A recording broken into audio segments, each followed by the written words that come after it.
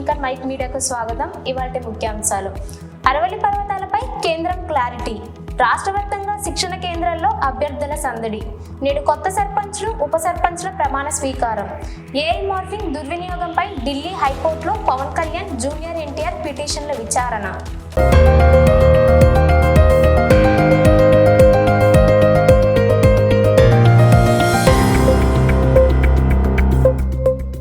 అరవల్లి పర్వతాలపై కేంద్రం క్లారిటీ.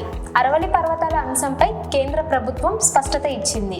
అరవల్లి పర్వతాల్లో గన్నుల తవ్వకాల కోసం నిర్వచనాన్ని మార్చారని వస్తున్న ఆరోపణలను కేంద్రం ఖండించింది. ఈ విషయంపై కేంద్ర పర్యావరణ శాఖ మంత్రి భూపేంద్ర యాదవ్ మాట్లాడుతూ కీలక వ్యాఖ్యలు చేశారు.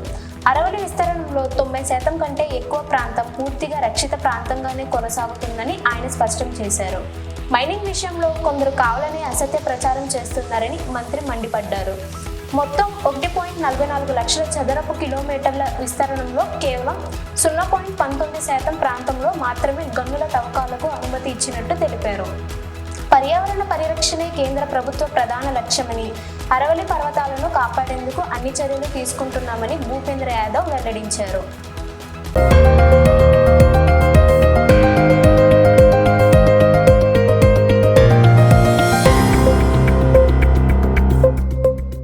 రాష్ట్ర వ్యాప్తంగా శిక్షణ కేంద్రాల్లో అభ్యర్థుల సందడి.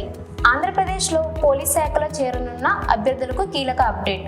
కానిస్టేబుల్ ఉద్యోగాలకు ఎంపికైన అభ్యర్థులు ఇప్పటికే నేటి నుంచి అధికారికంగా శిక్షణ ప్రారంభమైంది. రాష్ట్ర వ్యాప్తంగా ఉన్న వివిధ పోలీస్ శిక్షణ కేంద్రాల్లో ఈ ట్రైనింగ్ కొనసాగుతుంది. ఈ శిక్షణ ద్వారా అభ్యర్థులకు శారీరక దృఢత్వం, క్రమశిక్షణపై అవగాహన కల్పించనున్నారు. రాష్ట్ర వ్యాప్తంగా ఉన్న పోలీస్ ట్రైనింగ్ సెంటర్లకు అభ్యర్థులు ఇప్పటికే చేరుకున్నారు. ఈ శిక్షణలో భాగంగా ఉదయం ఫిజికల్ ట్రైనింగ్, పరేడ్, చట్టాలపై అవగాహన, ప్రజలతో ఎలా వ్యవహరించాలి అనే అంశాలపై ప్రత్యేక తరగతులు నిర్వహించనున్నారు. పోలీస్ శాఖలో సేవలు చేయాలన్న లక్ష్యంతో వచ్చిన అభ్యర్థులు ఈ శిక్షణను ఒక గొప్ప అవకాశంగా భావిస్తూ పూర్తి అంకిత భావంతో పాల్గొంటున్నారు. శిక్షణ పూర్తయ్యాక ప్రజల భద్రత, శాంతి భద్రతలపై పరిరక్షణలో కీలక పాత్రని పోషించనున్నారు.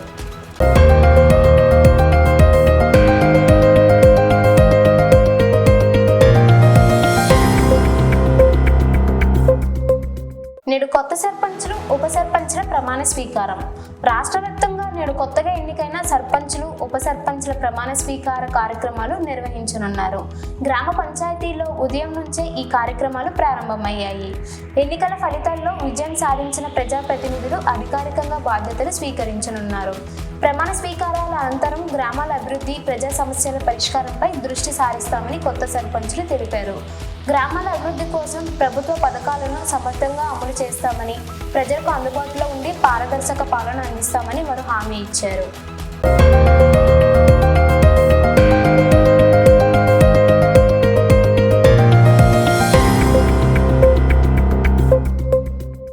ఏఐ మార్ఫింగ్ దుర్వినియోగంపై ఢిల్లీ హైకోర్టులో పవన్ కళ్యాణ్, జూనియర్ ఎన్టీఆర్ పిటిషన్ల విచారణ.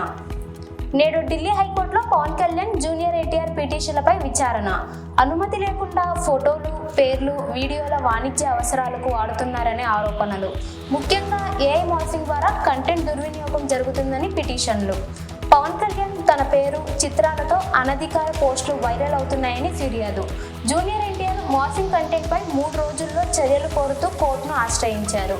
కోర్టు ఈ కేసులను 2021 ఐటీ నిబంధనల ప్రకారం పరిగణించాలని ఆదేశించారు. సంబంధిత సోషల్ మీడియాలో ఈ-కామర్స్ సంస్థలకు 3 రోజుల్లో చర్యల సూచన. ఇదే తరహాలో గతంలో నాగార్జున, అమితాబ్ బచ్చన్, అజయ్ దేవగన్, ఐశ్వర్య రాయ్ పిటిషన్లు వేశారు.